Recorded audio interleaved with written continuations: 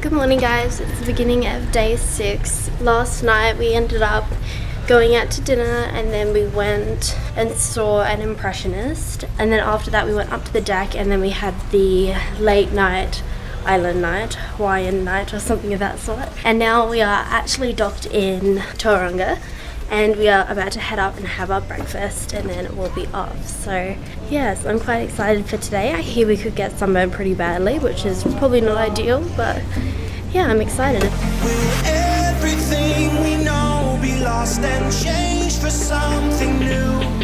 Only time will tell, but I'll be holding you. I'll be holding you.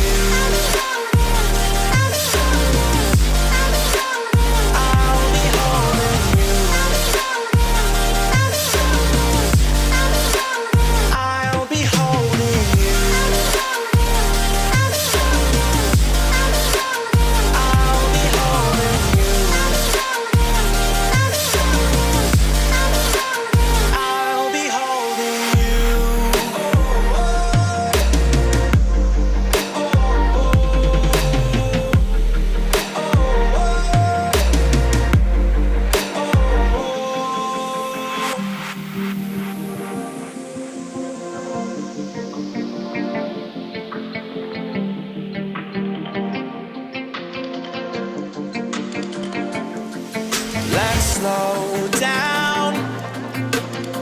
I wanna live right now. I'm not worried, thinking about tomorrow. I'm feeling everything I need from you. It's all I believe in. I know you feel it too. Will everything we know be lost and changed for something new? Only time will tell, but I'll be holding you. I'll be holding you. I'll be holding you. I'll be holding you.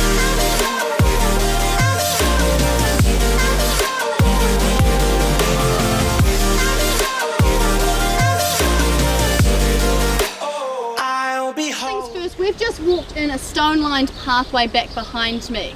A little path that comes through with the stones down the side. Now, was this familiar at all to anybody?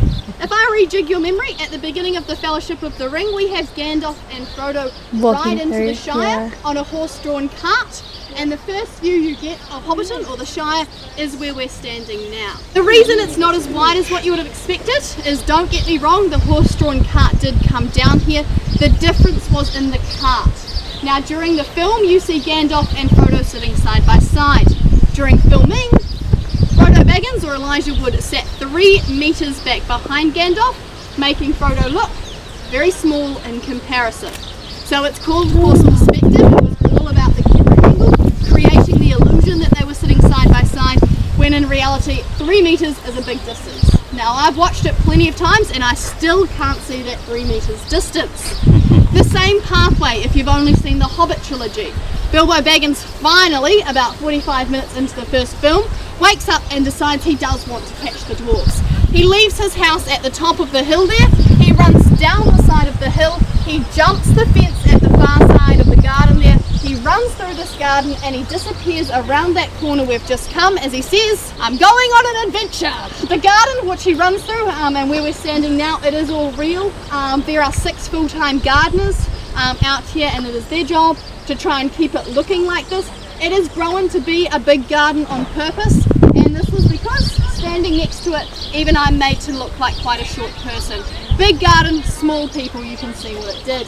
Now, lots of our Hobbit extras, the ones you see working in the gardens and things during the film, lots of these were children, small children, big garden, back turned, you don't even tell the difference. Anything they could do to make our hobbits look small, they would.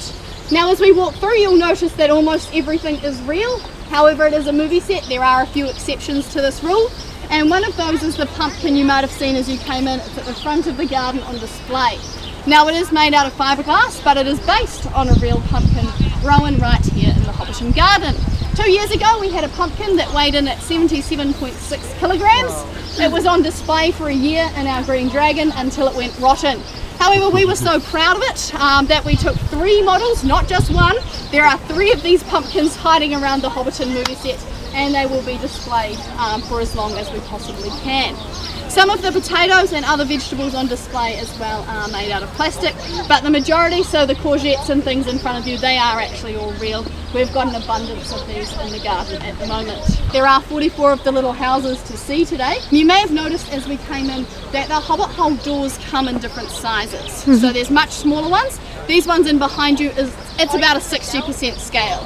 Whereas the ones that you walked past on your left hand side as you came in, this is about a 90% scale.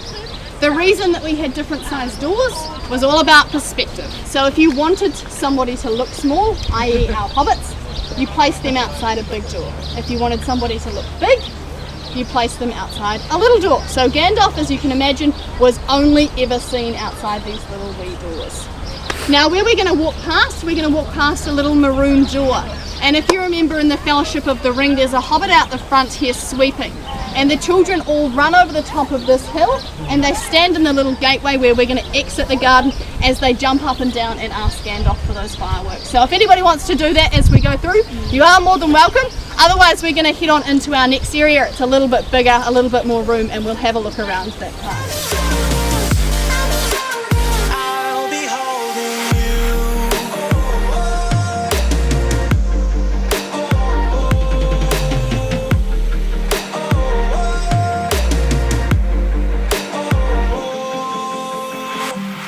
Bilbo Baggins does run through the garden. The children, before they start chasing Gandalf with the fireworks, actually start right back here as well. So if you can imagine when they arrived back here in 1998, this area here, the whole farm basically was a sheep and beef farm. So it was grass, the old pine trees here were here, and the big lake over the other side was there that you will have seen on the bus on the way down. Apart from that, the area was just grass rolling hills. So that means all of the hedges, 3.7 kilometres of barberry hedges have been planted, all the fruit trees, even this pond here, everything was dug out to fulfill Tolkien's books. Wow. Now they dug out this pond, they left it to fill up with water for about 4 months, so that by the time they got here to film it looked like a natural pond. But along with the water came a very noisy little problem, and as my friend at the front's already seen, it is labelled the frog pond. By the time they got here to film, there were so many frogs living in that pond making so much noise that it was virtually impossible to hear the actors speaking. So they had a couple of people in their waders with their nets and things, and it was their job to get the frogs out of the pond. They put them in big buckets and they were sent to our local French restaurant. No, I'm just kidding, we don't even have a French restaurant. They went to a local farm and they have actually made their way back. Some days they're much noisier than others. I struggle to be heard on occasion, but this morning they're fairly quiet. Arnie the eagle, he was a wild eagle brought in from America with his trainer, and he was released each morning before filming began. And it was his job to swoop through these trees and give these poor little birds quite a fright. They'd never seen anything like that before in their lives, and they disappeared without too much convincing so that our filming could be done with silence in the background. He was nicknamed Arnie the Terminator. Now the other thing in this area, and we were just commenting on how many apples there are on the trees, there's also a pear tree, numerous pear trees around the movie set. However, in the books, Tolkien describes children sitting underneath plum trees, eating the plums and then making pyramids out of their stones. So just prior to filming beginning, somebody was employed to come in, strip these trees of leaves and fruit, and then wire on fake leaves and fake plums from Taiwan so that children could be seen sitting underneath plum trees just as the book had described for about 2 seconds in the extended version of the film.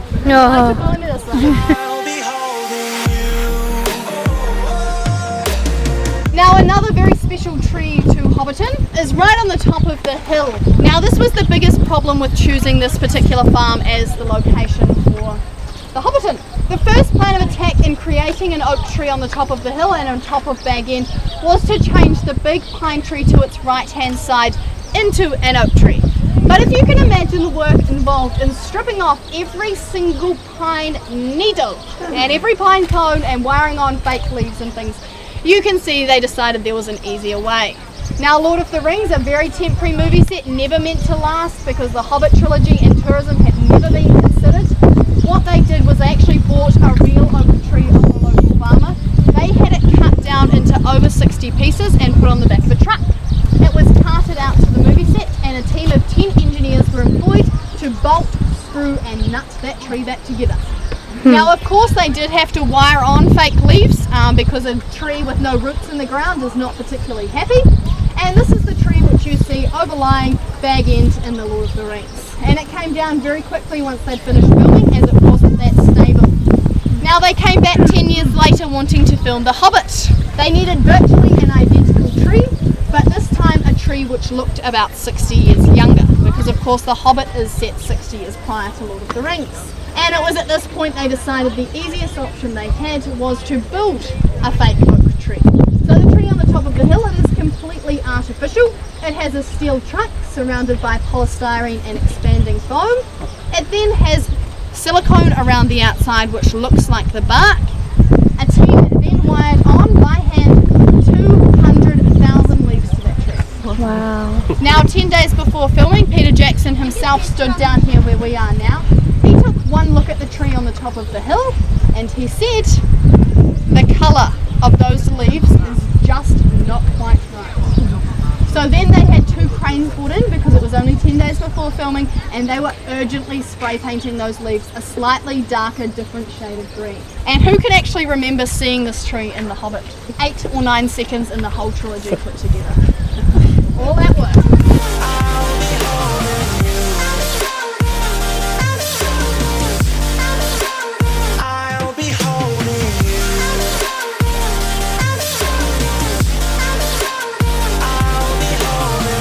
You can see why they chose this part of New Zealand, as well as the beautiful landscape. There is also no man-made 20th century objects out there, so there's no roads, power lines, houses, nothing really to contend with the old-fashioned look. And during Lord of the Rings, if you remember Sam and Frodo, they're making their way through the corn and the sunflowers and things. And if you remember, Sam turns to Frodo and he says, "Frodo, if I take one step further, I shall be the furthest I've ever been from home." Oh, yeah. Now, Sam's house is this side of the lake, only just. We will go past it shortly.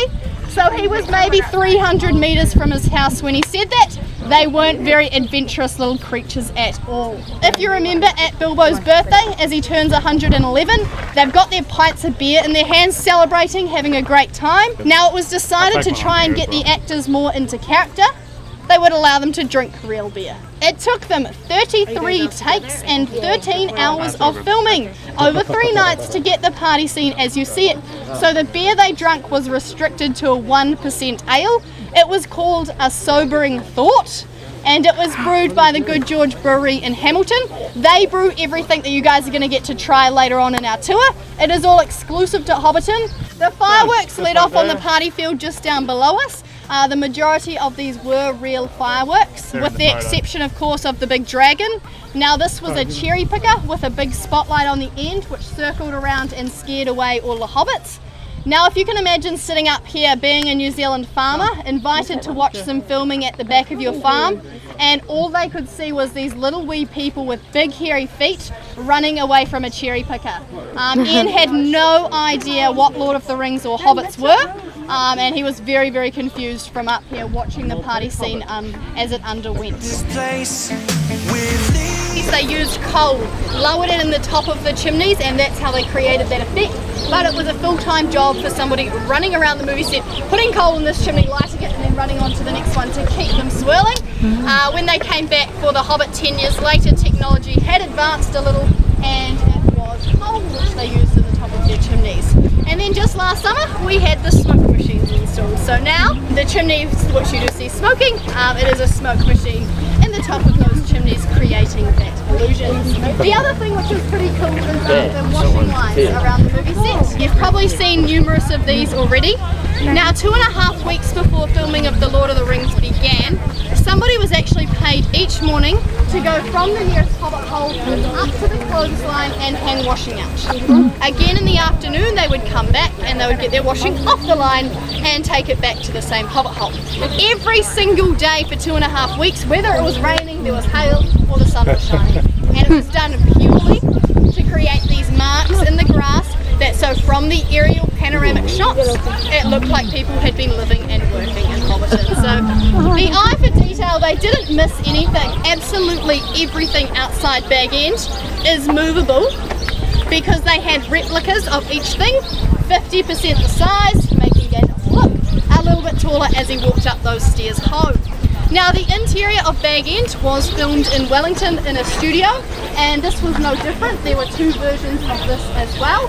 A bigger version in which you and I would probably feel quite comfortable, and this bigger version was purchased by Peter Jackson at the end of filming. He has it currently in a storage container and says one day when he retires he's going to put it in the side of his hill and it's going to be his holiday home. So who knows whether that will actually happen. But the other version of Bag End was much smaller, and this is of course where you see Gandalf filmed. And if you remember during filming, Gandalf almost hits his head on the chandelier. He stills this with his hand and then he turns and he does hit his head on the door frame. Now as he narrowly escapes the chandelier, this was in the script. But as he hits his head, this was not. And if you watch it, you'll notice that it certainly hurt Ian McKellen. He's got a look of pain on his face as he does it. He acted very professionally as if nothing had gone wrong, and that's really why they left it in the final take of the movie. During the Fellowship of the Ring, there was a seat up where that pumpkin and wheelbarrow are. And if you remember the night before Bilbo Baggins' birthday, there's a shot of Bilbo and Gandalf sitting out there together smoking their pipes. And they're looking down on the party field below us as everybody sets up for the party and it really is beginning. If you remember during the scene, Bilbo Baggins blows a big smoke ring and then Gandalf blows the ship off into the sunset. That's right. But team, what is the problem with that scene? Sunset's on the wrong side. Woohoo! I normally get wind. It was the sunset being on the wrong side which was the problem. What they did was they had their actors up at 3 o'clock in the morning because it took them about 2 hours per person to get into their costumes and made up. Come 5 o'clock, they were seated out the front here, smoking their pipes as the sun rose above the Kaimai Ranges. The sun gets played in reverse, and that is what you see as they smoke their pipes.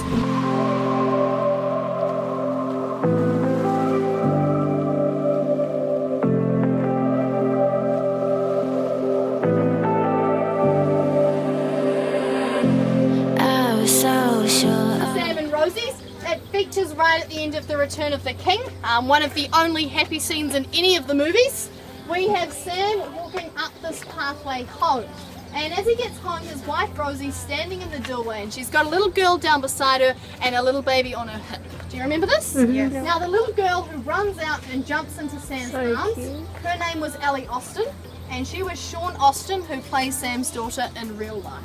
Aww. Baby on Rosie's hips. Rosie was a New Zealand born actress and this was actually her baby as well. So a lot of the extras in the film were family and friends of the film crew, making it a little bit easier and the secret a little bit better kept as well. Take it slow, ended up just like before. So take it easy. Ginger beer. So that's a ginger beer is a non-alcoholic option. There are then 3 with alcohol. You've got an amber ale, a stout, and an apple cider. Whichever of those you'd like, come and see me at the bar. Do make sure you come and see me fairly quickly because I imagine your bus drivers will only give you 15 or 20 minutes. So make sure you come and see me and get your drink so that you do have time to enjoy it. All the wrongs and every reason why we've changed, and there's a storm inside my head. It's getting me in trouble, baby, and I can't break away. I thought that I could keep it low. Take it easy, take it slow. We ended up just like before, so take it easy, take it easy. I thought that I could keep it low. Take it easy, take it slow. We ended up just like before, so take it easy.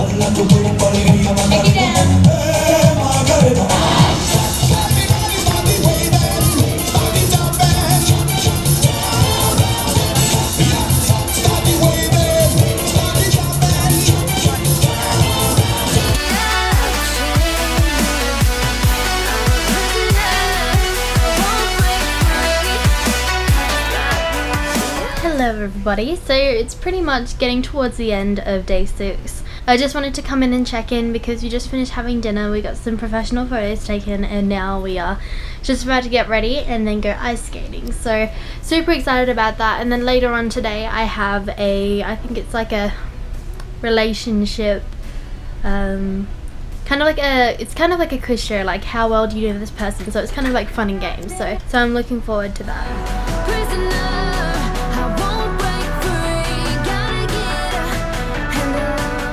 What would you make bigger? What would you make smaller? 19 years. Boobs would be bigger. Really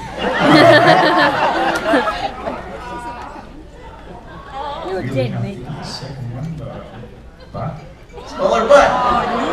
Bigger boobs, smaller butt. What was the name of the last girlfriend you had before you met your wife? Margaret. Wow, that's a long time. 50 years. What do you think? Can you think back that far? same name, Margaret. Shut up. A perfect wife is one who works. This is the final question, and we're going to make it easy for you, multiple choice. Okay? So how about this one? Which of the following songs would best describe your current love life? Like right now, current, today, on this ship, the last little while. We're going to play you 4 songs. You choose the song that best describes your current love life. Here we go, track 1.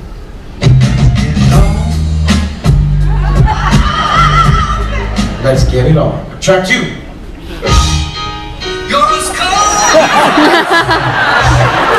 Track 3. Super Freak, or it could be track 4.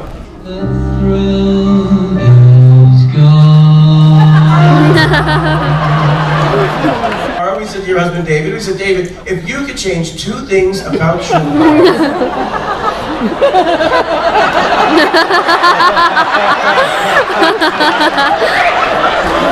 We said, see, you guys are glad you didn't come up now. We said, what would you make bigger and what would you make smaller? Bigger boobs? That's what he said. We said to Bill, this is going to be the toughest question because we had actually easier for them because we're going back 50 years. We said, Bill, go back 50 years and tell us the name of the last girlfriend you had before you met your wife. Margaret from Europe. That's what he said.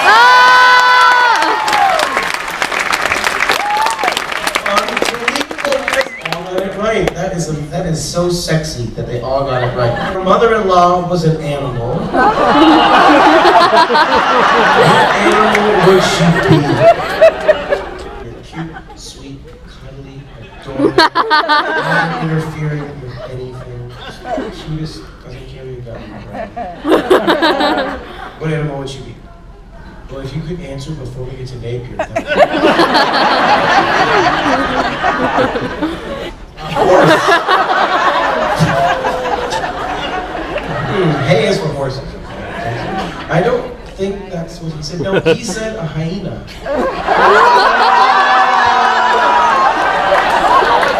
We said, which of the following songs would best describe your current love life? Like current, right now. So he chose 4 songs. Or he heard 4 and he chose 1. We'll play the same songs to make it fair. Here we go, track 1.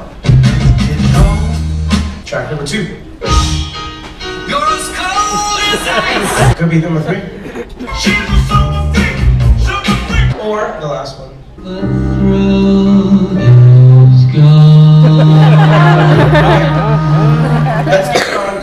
nice, super freak, or the thrill is gone. He said, Oh? the thrill is gone? No! He said super freak.